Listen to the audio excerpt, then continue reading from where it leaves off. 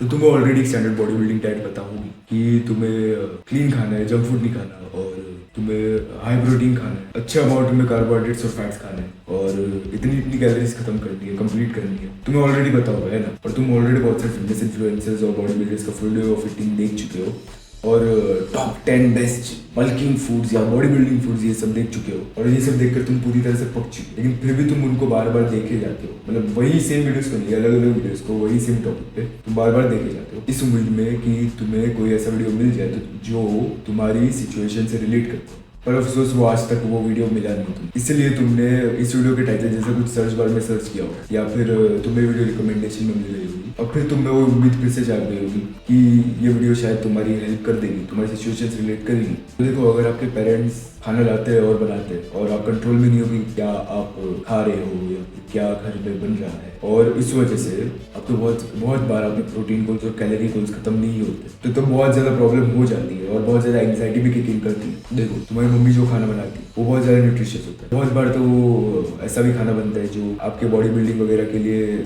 बहुत ज़्यादा हेल्पफुल होता है, आपकी बहुत ज़्यादा मदद करता है, और आपके मैक्रो रेशियोज को भी फिट करता है आराम से। लेकिन बहुत बार ऐसा भी होता है कि ऐसा खाना बन जाता है जो आपके मैक्रोस को फिट नहीं करता, आपके कैलोरी गोल्स को खत्म नहीं करता, और उसमें कार्बोहाइड्रेट्स और फैट्स की क्वांटिटी बहुत ज़्यादा होती है और प्रोटीन की क्वांटिटी भी बहुत ज़्यादा कम।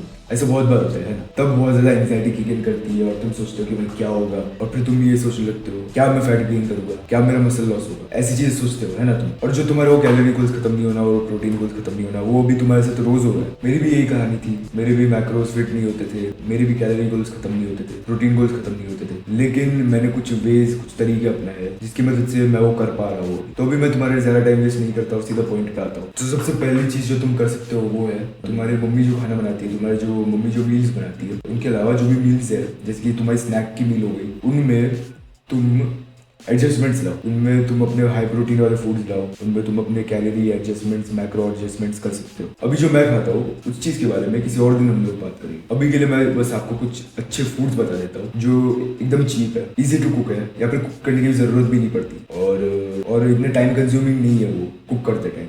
वो फूड्स है एग्स तो आप ऐसे भी ऑमलेट भी बना सकते हो। ऑमलेट बनाने में ज़्यादा टाइम नहीं लगता, बॉईल करने में ज़्यादा टाइम लगता है, लेकिन आपको वहाँ पे खड़े नहीं रहना पड़ता घंटों तक जब तक वो बॉईल हो जाए। आप अपना साइमल्टेनियसली दूसरा काम भी कर सकते हो। पनीर हो गया, उसको तो कच्चा भी खा सकते हो, अगर आपको पकाने ही है तो आप उसको सेक लो। फिर नट्स और nut butters, peanut butter, specially peanut butter, और येलो चने, ये भी आपकी बहुत मदद करने वाले हैं। ये डीमार्ट में भी मिलते हैं, वो ऐसे दिखते हो। ये सारे जो भी मैंने बोले अभी तक वो सारे बहुत ज़्यादा सस्ते हैं। और मैं चिकन की भी बात इसलिए नहीं कर रहा क्योंकि चिकन को बनाने की जो प्रोसेस है वो बहुत ज़्यादा कॉम्प्लिकेटेड है, ऊपर से बहुत ज़्यादा टाइम कंज्यूमिंग भी है, क्योंकि चिकन को बनाने के लिए पहले हम लोग को उसके ऊपर से वो इम्प्योरिटीज़ वगैरह निकालनी पड़ती है, फिर उसको मैरिनेट वगैरह करना पड़ता है ना, वो सब बहुत ज़्यादा टाइम कंज्यूमिंग है। इसलिए मैं चिकन नहीं बोल रहा। नहीं तो अगर आप बना सकते हो, उसको खा सकते हो, तो गो अहेड, तुम लोग करो, चिकन बनाओ तुम लोग और खाओ। और दूसरी चीज़ है जो आप कर सकते हो वो है कि आप मम्मी से कहो कि आपको क्या खाना है। मतलब अगर आपको हाई प्रोटीन खाना चाहिए तो उनको बोलो कि हाई प्रोटीन खाना ज़्यादा बनाए, उनसे बस पूछो।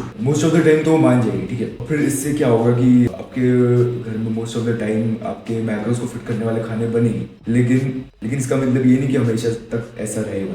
कुछ दिन ऐसे आएंगे जिस दिन तुम्हारे मैक्रो रेशियोज थोड़े से मेसअप हो जाएंगे। उन दिनों के लिए तो ऑफ कोर्स तुम्हारे पास वो तुम्हारे स्नैक मील्स में एडजस्टमेंट्स ऑलरेडी है। और अभी कुछ केसेस ऐसे भी होते हैं जिनमें पेरेंट्स अपने बच्चों को बहुत ज़्यादा जंक फूड खिलाते हैं, और most of the time junk food ही खिलाते हैं।